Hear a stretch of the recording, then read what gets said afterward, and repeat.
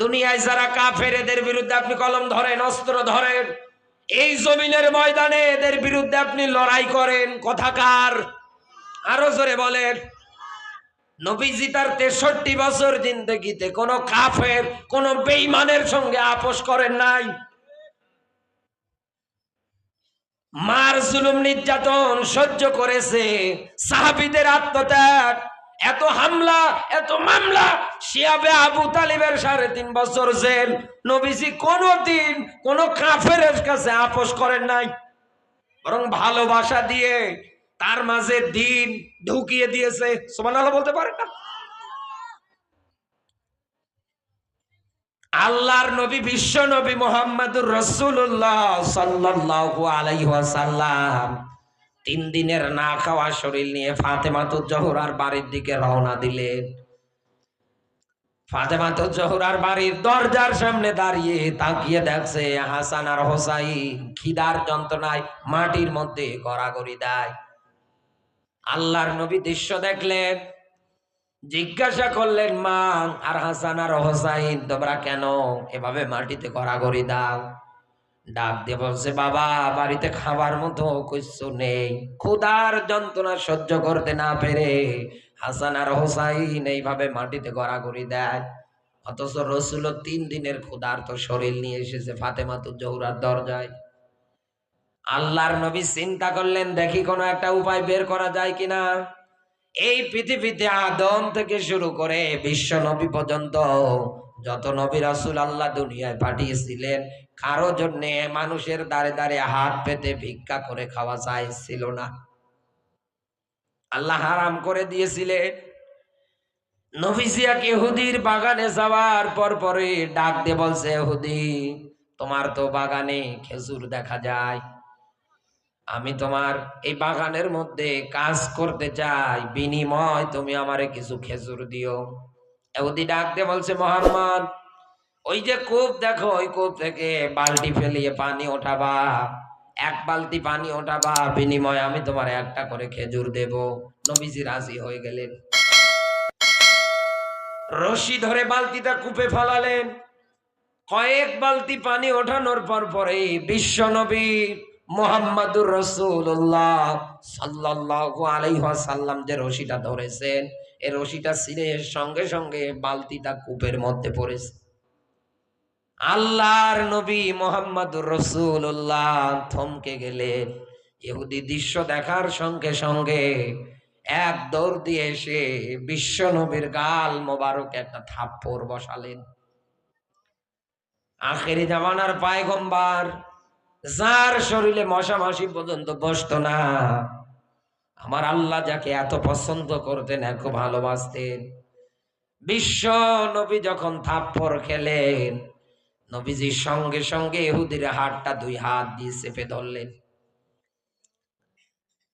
চেপে ধরার পরে হাতে আদর করতে লাগলেন, চুম্বন করতে লাগলেন, বিশ্ব নবী ভালোবাসা দেখাতে লাগলেন, আর চোখ থেকে পানি জড়ালেন। ডাক দিয়ে বলতে লাগলেন, ইহুদি, তুমি আমার গালের মধ্যে থাপ্পড় মেরেছো।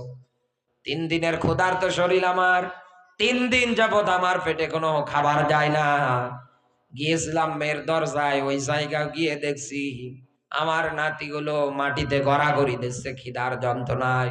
আমার ফাতেমা কান্না করে, আমার এই গালের গোশতগুলো পর্যন্ত বসে গিয়েছে খাবার না পেয়ে। তুমি আমার গালে মেয়ে ব্যথা পেয়েছো তোমার এই নরম হাতে, আমি নবী এই জন্যেই তোমার হাতটা মালিশ করে দিচ্ছি। লোকটা বুঝতে পারলেন সে অন্যায় করে ফেলেছে। দুনিয়ার কোন মানুষের চরিত্র এরকম হতে পারে না। ইনি আখির জামানার পয়গম্বর বিশ্ব নবী মুহাম্মাদুর রাসূলুল্লাহ। সঙ্গে সঙ্গে ইহুদি কালমা পড়ে মুসলমান হয়ে গেলেন। ও সিরাজগঞ্জবাসী, এই দুনিয়ার ময়দানে আপনাকে কেউ যদি গালি দেয়, আপনি তার গালির জবাবে গালি দেবেন না, আপনি নীরবতা পালন করেন। আপনাকে নিয়ে কেউ যদি সমালোচনা করে, আপনি জবাব দিতে যাবেন না। হাসান বসরি রহমতুল্লাহ আলাইহি বলেছেন, এই দুনিয়ায় গীবত সমালোচনাটা হচ্ছে হাদিয়া। এই দুনিয়ায় আপনি যদি কারো সমালোচনা করেন, কারো গীবত করেন, কাউকে নিয়ে যদি পরনিন্দা করেন, আপনার জীবনের যত ভালো আমল সব ওই লোকটার জীবনে চলে যাবে। ওই লোকটার জীবনের যত বদ আমল, যত খারাপ আমল, ওইগুলো আপনার আমল নামায় আসবে। আল্লাহর নবীর এই ঘটনা থেকে এটাই শিক্ষা।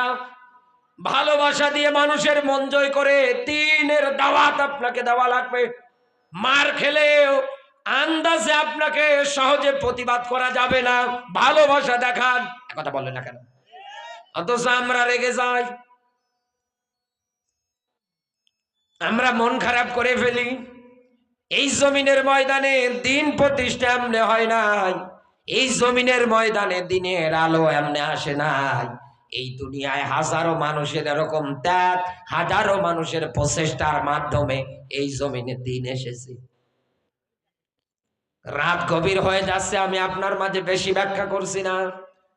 নবীজির উপরে আল্লাহর এই ডাক মানা যেমন ফরজ, আমরা তো তার উম্মত, আমাদের উপরেও ফরজ। নবীকে আল্লাহ জানাচ্ছেন দুনিয়ায় যারা কাফের আছে এদের বিরুদ্ধে আপনি লড়াই করেন, সংগ্রাম করেন। কারণ এই দুনিয়ায় কাফের যারা, এরা এই দুনিয়ায় একামতে দিন কোরআনের রাষ্ট্র গঠনের সবচাইতে বড় শত্রু। সিরাজগঞ্জবাসী কোরআন হাদিসের বাস্তব ব্যাখ্যা বের করে আমাদেরকে ভালো করে এই জায়গায় জানা লাগবে দুনিয়ায় প্রকৃত কাফের কারা। আমি তো এনাকে আন্দাজে কাফের ফতোয়া দিতে পারবো না, একথা বলে না। আমি তো আন্দাজে আপনাকে কাফের ফতোয়া দিতে পারবো না, আমি তো এনাকেও দিতে পারবো না। আমি তো যে আন্দাজে কাউকে কাফের ফতোয়া দে, ও কালকে আমার নামে বদনাম করে বেড়াবে। উনি যদি আমারে বলেন দলিল দেন আপনি, আমি যে কাফের, লোকটা মনের মধ্যে কষ্ট পর্যন্ত পেতে পারে। এই জন্য এবার আমরা কোরআনে তাকাবো দুনিয়ার ময়দানে কাফের কারা। সূরা বাকারা ২য় নাম্বার সূরা, এটা পাবেন আপনি প্রথম নাম্বার পারার ৪ নাম্বার রুকুর ৩৯ নাম্বার আয়াত। আল্লাহ পাক বলেন আল্লাযিনা কাফারু ওয়া কাযযাবু বিআয়াতিনা, আল্লাযী অতঃপর যারা কাযযাবু অস্বীকার করে বিআয়াতিনা। এখানে আয়াত বলতে চিহ্ন নিদর্শনকে বোঝানো হয়েছে। বিসমিল্লাহর বা থেকে সূরা নাসের সিন পর্যন্ত কোরআনুল কারীমের মধ্যে আমার আল্লাহ রাব্বুল আলামিন যত আয়াত নাযিল করেছেন, এই আয়াতগুলোকে সমষ্টিগতভাবে চিহ্ন নিদর্শন বলা হয়। এই জন্যই আপনি তাকিয়ে দেখবেন কোন আয়াতের মধ্যে ফিরাউনের কথা, কোন আয়াতের মধ্যে নমরুদের কথা, কোন আয়াতের মধ্যে বাদশা আবরাহার কথা, একথা বলে না কেন? আল্লাহ এটা দিয়ে বোঝাতে চায়, ও দুনিয়ার মানুষ, এই জমিনের ময়দানে নতুন করে আব্রাহা, নমরুদ, ফেরাউন, জালেম হওয়ার স্বপ্ন দেখো না। যুগে যুগে যারাই এই দুনিয়ার ময়দানে সত্য জিনিসগুলো পাওয়ার পরে অস্বীকার করেছে, অমান্য করেছে, মিথ্যা প্রতিপন্ন যারা করেছে, আমি আল্লাহ তাদের সঙ্গে ভালো আচরণ করি না। আপনি ফেরাউনের দিকে তাকান, আজও সুটকি হয়ে আছে। আল্লাহ নমরুদকে বিদায় করেছে যে একটা ল্যাংড়া মশা দিয়ে, আব্রাহার মতো বড় জালেমকে আল্লাহ বিদায় করেছে আবাবিল নামক পাখি দিয়ে। ইতিহাসগুলো আমরা সবাই জানি, কিন্তু শিক্ষা নিতে চাই না। আর যদি আমরা এইসব জালেমদের জীবনী থেকে শিক্ষা নিতে পারতাম, আর ওই শিক্ষা নিয়ে যদি জীবনটা সাজাতে পারতাম, এই জমিনের ময়দানে কোনোদিন নতুন কোন স্বৈরাচার দাঁড়াতো না। এই জন্যই তো কোরআন বলছে কুল সিরু ফিল আরদ ফানজুর কাইফা কানা আকিবাতুল মুকাদ্দিবিন। আল্লাহ পাক বলেন আমার জমিন ভ্রমণ করে আর দেখো দুনিয়ায় যারা সত্যের অবাধ্য হয়েছিল, সত্য বিধান পাওয়ার পরে যারা মিথ্যা প্রতিপন্ন করেছিল, আমি আল্লাহ তাদের সঙ্গে কি আচরণটাই না করেছি। এই দুনিয়ায় কাফের চেনার প্রথম নাম্বার দলিল হচ্ছে যারা কোরআনকে অস্বীকার করবে, কোরআনের চিহ্ন নিদর্শন পাওয়ার পরে যারা মানবে না। এই দুনিয়ার ময়দানে যারা কোরআনের ব্যাখ্যা বিশ্লেষণ শোনার পরে মিথ্যা প্রতিপন্ন করবে। আল্লাহ পাক বলেন উলাইকা সাহাবুন নার হুম ফিহা খালিদুন, আমি আল্লাহ রাব্বুল আলামিন এই মানুষগুলোকে জাহান্নামে চিরকাল রাখবো। কথাকার আরো জোরে বলেন, জোর হলো না? উলাইকা শব্দটা ইসমে ইশারা। আমার যেমন হাতের আঙ্গুল আছে, আমার আল্লাহরও কুদরতের আঙ্গুল আছে। সিরাজগঞ্জবাসী আল্লাহ দেখাচ্ছে তার কুদরতের আঙ্গুল দিয়ে এই মানুষগুলো কারা? দুনিয়ায় যারা সত্য বিধান নাজিলকৃত বিধান পাওয়ার পরে অস্বীকার করেছে, মিথ্যা প্রতিপন্ন করেছে, আমি আল্লাহ এদের বাসস্থান করেছি জাহান্নামে, তাও চিরকাল ধরে এদেরকে রাখবো ওই জায়গায়। সিরাজগঞ্জবাসী আপনার যেন ভয় হয়, আপনার যেন চিন্তা টেন্ডেন্সি তৈরি হয়, আপনার যেন চাওয়া পাওয়া হয় যে আল্লাহ জাহান্নামটা তুমি আমার জন্য হারাম করে দাও। বিশ্ব নবীর হাদিস বলছি, মরণের পরে পাপী বান্দাদের সামনে জাহান্নামকে শিকল পরে টানতে টানতে নিয়ে আসা হবে। জাহান্নাম যখন পাপী বান্দাদের সামনে এসে দাঁড়িয়ে যাবে, জাহান্নামের গর্জন তীব্রতা বেড়ে যাবে। আল্লাহ রাব্বুল আলামিন ফেরেশতাদেরকে ডাক দিয়ে বলবে, ফেরেশতারা জাহান্নামকে ভালো করে শিকল দিয়ে ধরে রাখো। জাহান্নাম গর্জন করবে আর ডাক দিয়ে বলবে, আল্লাহ ওই মানুষগুলোকে আমার পেটে দাও। এত দেরি করো কেন তুমি? আল্লাহ তাড়াতাড়ি করে ওদের আমার পেটে দিয়ে দাও। ফেরেশতারা পর্যন্ত জাহান্নামকে আটকাতে পারবে না শিকল দিয়ে ধরার পরে আল্লাহ সঙ্গে সঙ্গে এক ফোঁটা পানি ছিটিয়ে দেবে। ফেরেশতারা জিজ্ঞাসা করবে, আল্লাহ এটা কিসের পানি? আবে হায়াতের পানি, না হাউজে কাউসারের পানি, না জান্নাতের কোন নদের পানি? আল্লাহ ডাক দিয়ে বলবে, ও ফেরেশতারা, এটা হাউজে কাউসারের পানি না, এটা আবে হায়াতের পানি না, এটা জান্নাতের কোন নদ নদীরও পানি না, এটা আমার বান্দাদের চোখের পানি। আমার যে বান্দাগুলো দুনিয়ায় তাহাজ্জুদের নামাজ আদায় করার পরে এই দুনিয়ায় অপরাধগুলো স্বীকার করে নিয়ে পণ প্রতিজ্ঞা করেছিল, আল্লাহ জীবনে আর অপরাধ করব না। এই অপরাধগুলোর জন্য দুনিয়ায় তারা অনুশোচনা করতে গিয়ে চোখ থেকে যে পানি ঝরিয়েছিল, আমি আল্লাহ তাদের এই চোখের পানি বৃথা যেতে দেই নাই। আজকের দিনের জন্য আমি আল্লাহ নিজে জমা করে রেখেছি। আর মানুষের এই কান্নার পানি যখন দেবে জাহান্নামের দিকে ছিটিয়ে, জাহান্নাম পিছনে চলে যাবে। এজন্য সূরা তাওবার আয়াতে আল্লাহ ডাক দিয়ে বলেছে, বান্দা এই দুনিয়ার ময়দানে হাসো কম, কান্না করো বেশি। অথচ আমরা হেসেই যাচ্ছি। দুনিয়ায় হাসি ছাড়া আমাদের মুখের মধ্যে কোনো কিছু আমরা লক্ষ্য করি না। অথচ আল্লাহ পাক বলছে, বান্দা দুনিয়ায় হাসো কম, কান্না করো বেশি।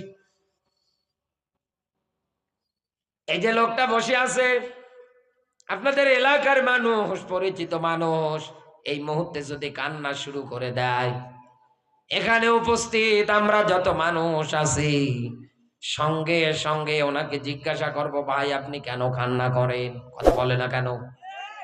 এখানে আশেপাশে যারা আছে জিজ্ঞাসা করব, কেন কান্না করেন?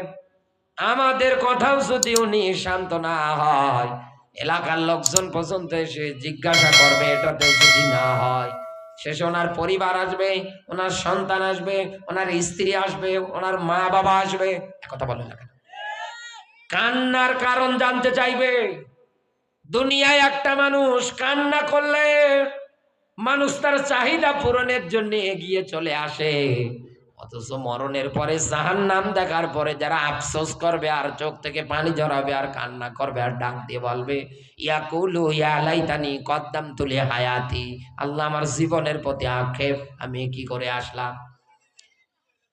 ওই দিন এই মানুষটা কান্না যত করুক না কেন, আর আপন মানুষদের কাছে যত এগিয়ে যাক না কেন, যত মানুষ মরার পরে আপন মানুষের কাছে যাবে, আপন মানুষ দেখা মাত্র তত পালাবে। সূরা আবাসার আয়াত।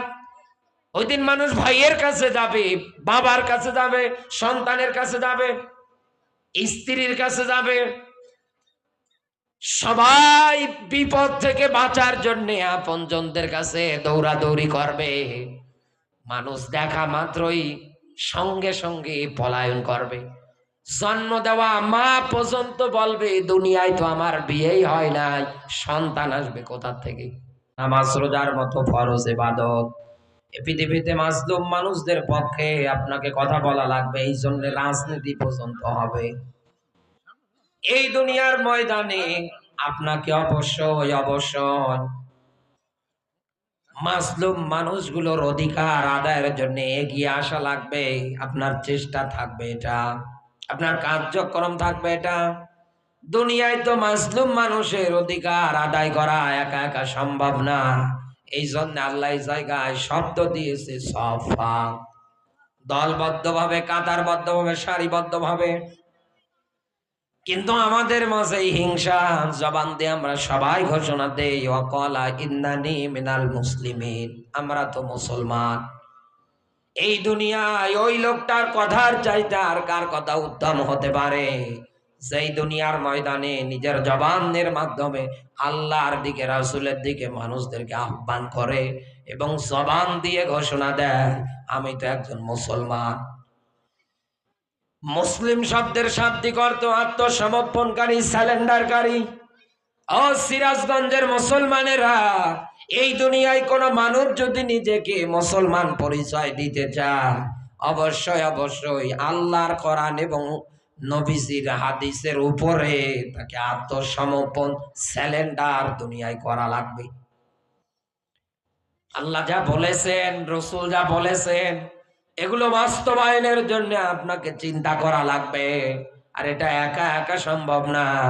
এই জন্য আমার আল্লাহ এই জায়গায় নিজে শব্দ বসিয়েছে সফা।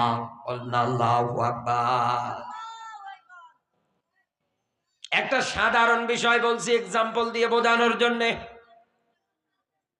আমরা স্টেজে যে কয়জন বসে আছি, এই যে সাইদাবাদ থেকে শুরু করে একেবারে হাইওয়ে রাস্তা, ঢাকা, নাটোর, বগুড়া, আমার উত্তরবঙ্গে যাওয়ার মতো রাস্তা, এই রাস্তার ধারে যদি আমরা এই স্টেজের এই কয়টা মানুষ সুন্দর একটা ব্যানার তৈরি করে, এই ব্যানারের মধ্যে আমরা যদি লিখি যে দুনিয়ায় কেউ যদি জিনা ব্যভিচার করে, কোরআনের আইন মিয়াতা জালদা ওরে 100 করে বেত্রাঘাত মারা লাগবে। এটা অবিবাহিত অবস্থায়। বিবাহিত হয়ে গেলে মাটিতে গর্ত খনন করে পুঁতের ঘরে পাথর নিক্ষেপ করে তাকে বিদায় করে দেওয়া লাগবে।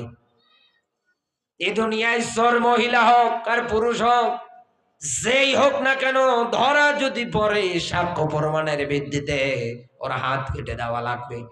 এরকম আনুষঙ্গিক যত বিষয় আছে সবগুলো আমরা সুন্দর করে নোট করে, আমরা যদি স্টেজের এই কয়টা মানুষ ওই মেইন রোডের ধারে এই আল্লাহর এই আইনগুলো বাস্তবায়নের জন্য চেষ্টা চালায়, দেখা যাবে আমাদের এই স্লোগান, আমাদের এই চেষ্টা দেখার পরে এদেশের অনেক মানুষ টিটকারি পছন্দ করবে, অনেক মানুষ এতে বাধা দেবে, অনেক মানুষ এসে আমাদেরকে রাগ পর্যন্ত দেখাবে, অনেক মানুষ এসে আমাদের ভয় ভীতি পর্যন্ত দেখাবে। সিরাজগঞ্জবাসী, আপনি শেষ পর্যন্ত মিলিয়ে দেখবেন, এই জমিনে যারা আল্লাহর আইনের ঘোর বিরোধী, এই দুনিয়ায় যারা জালেম, এই দুনিয়ায় যারা চিটার বাটপার মানুষ, ওরা আমাদের উপরে এসে আক্রমণ পর্যন্ত করতে পারে, অ্যাটাক পর্যন্ত করতে পারে। আমরা উপস্থিত যে কয়জন আছি, এই কয়জনের মধ্যে হয়তো অনেকজন শাহাদত বরণ করলেও করতে পারে। কথা বলে না কেন?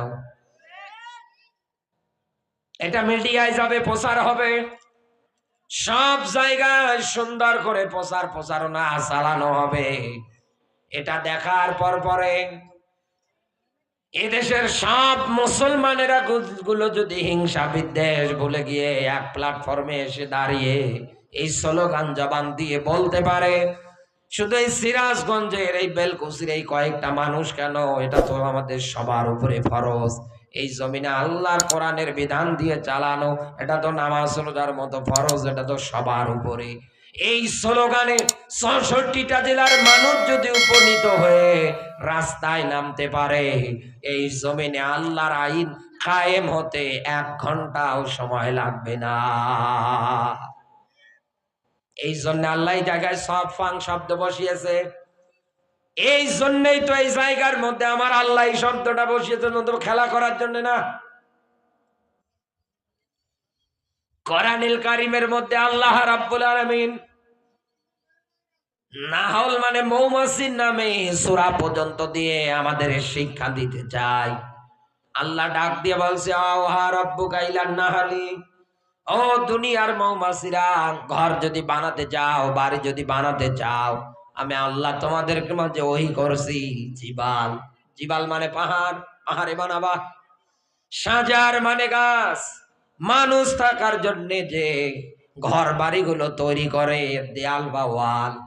সিরাজগঞ্জবাসী এই তিনটা জায়গা বাদ দিয়ে আপনি হিসাব করে মিলিয়ে দেখেন তো, মৌমাছি অন্য কোন জায়গায় কি ঘর বাড়ি বানায়? কথা বলা লাগবে। বানায়? বানায়? আরো জোরে বলে, বানায়। এই তিনটা জায়গায় পাবে। বিসমিল্লাহর বা থেকে সূরা নাসের সিন পর্যন্ত আপনি মিলিয়ে দেখবেন, ৬৬৬৬টা আয়াতে কারিমার মধ্যে আমার আল্লাহ রাব্বুল আলামিন মৌমাছির প্রতি মাত্র একবার ওহী করে দিয়েছে। এই একবার ওহী করার কারণে মৌমাছিরা আল্লাহর এই হুকুম সুন্দরভাবে আদায় করে যাচ্ছে, মেনে যাচ্ছে। ও বাংলার মুসলমান, এই যে রাস্তায়, রাস্তার ধারে যে গাছ আছে, এই গাছের ডালে মনে করেন একটা মৌচাকের বাসা আছে। ৬-৭ বছরের একটা বাচ্চা ওই রাস্তা দিয়ে যাওয়ার সময় ও তাকিয়ে দেখছে মৌমাছি সুন্দর একটা চাক বুনেছে এই জায়গায়। ওরা দূর দূরান্ত উড়ে উড়ে যাচ্ছে, মধুগুলো সংগ্রহ করে আবার এসে চাকে বসে আবার উড়ে উড়ে যাচ্ছে। ছোট মানুষ দেখার পর পরে চিন্তা করে ভালোই তো লাগে, হাতের মধ্যে একটা ঢিল উঠে নিয়ে যখন চাকের দিকে ছুঁড়ে মেরেছে। এখন বিবেকবান মানুষ যারা বসে আছেন বুঝে শুনে উত্তর দিয়েন তো, মৌমাছিদের ভিতরে যে রানী মৌমাছি আছে ও ঢিল খাওয়ার পরে মনে হয় মিটিং করবে। হয়তো বলতে পারে যে এত ছোট বাচ্চা, ওর গায়ে হাত দেওয়ার দরকার নেই, ওকে কোনো কায়দায় কামড়ানো দরকার নেই, ওর পিছে পিছে দৌড়ানোর দরকার নেই। এখানে আমরা যারা বিবেকবান মানুষ বসে আছি সবাই এ ব্যাপারে একমত, মৌচাকের মধ্যে যেই হাত দিক না কেন, সে বুঝুক আর না বুঝুক, ওরা দল বেঁধে উড়ে এসে ওর বাবার নাম পর্যন্ত ভুলিয়ে দেবে। আপনি কি এখান থেকে একটু শিক্ষা নিতে পারেন না? নবীজি বললেন মুসলিম জাতি একটা দেহের মতো, একটা বডির মতো। এক জায়গায় যদি চিমটি কাটা হয়, মাথা থেকে শুরু করে পায়ের আঙ্গুল পর্যন্ত যেমন ব্যথা অনুভব হয়, আমার একজন মুসলমান ভাইয়ের গায়ে কেউ যদি বিনা কারণে হাত দেয়, আর আমরা যদি ওই মৌচাক থেকে শিক্ষা নিয়ে এই দুনিয়ায় হিংসে বিদ্বেষ ভুলে গিয়ে যদি এক কাতারে থাকতে পারতাম, এই দুনিয়ায় কোনো জালেম কোনো দিন কারো নামে মিথ্যা মামলা দেওয়ার পর্যন্ত সাহস পেত না। অন্যায় ভাবে কারো বুকে বুলেট, অন্যায় ভাবে কাউকে এই জমিনে হত্যা পর্যন্ত করতে পারতো না। কিন্তু আমাদের অন্তর তো হিংসা দিয়ে আমরা ভরিয়ে ফেলেছি। আরে ভাই, তিনটা সাধারণ মানুষ এক জায়গায় আলুর ভর্তা দিয়ে ভাত খাওয়ার পরে ঘুমাতে দেবেন, ওরা সঙ্গে সঙ্গে ঘুমিয়ে যাবে। আর তিনটা হুজুরকে একটা বেডের মধ্যে ঘুমাতে দেবেন, একজন বলবে হাত এখানে, আর একজন বলবে এখানে, আর একজন বলবে না এইভাবে। শেষে এই নিয়ে ফতোয়া, এই নিয়ে দলাদলি, এই নিয়ে মারামারি, শেষে বিছানা পর্যন্ত ভাগাভাগি। এক কথা বলেন না, এইটা চলে না এদেশে?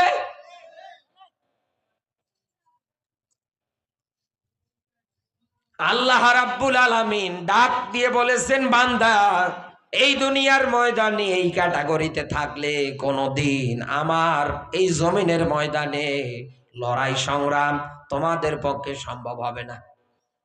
লড়াই সংগ্রাম করে এই দুনিয়ায় মাজলুম মানুষদের অধিকার আদায়ের জন্য কাজ করতে গেলে অবশ্যই অবশ্যই আপনাকে দলবদ্ধ থাকা লাগবে, হিংসা বিদ্বেষ ভুলে গিয়ে। এরপরে না আল্লাহ বলছেন কান্নাহুম বুনিয়ানুম মারসুস, আমি আল্লাহ তোমাদের ভালোবাসবো। সুবহানাল্লাহ বলতে পারেন না? আপনি এগুলোর একটার ধারের কাছে আসেন না, এগুলো একটাও আপনার দ্বারা হয় না, এগুলো একটাও আপনি মানেন না, এগুলো একটার পক্ষেও আপনার স্লোগান হয় না। অথচ আন্দাজে শুধু জবান দিয়ে বলছেন যে আল্লাহ আমি তোমারে ভালোবাসি।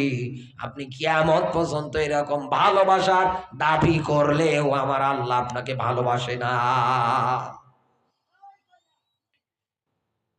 সিরাজগঞ্জবাসী খেয়াল করবে, আল্লাহর ভালোবাসা পেতে গেলে যেহেতু এই দুনিয়ার ময়দানে লড়াই সংগ্রাম করা লাগবে, আমরা জানলাম এটা ফরজ, এটা মাজলুম মানুষদের অধিকার আদায়ের জন্য করা লাগবে, এটা দলবদ্ধভাবে কাতারবদ্ধভাবে সারিবদ্ধভাবে করা লাগবে।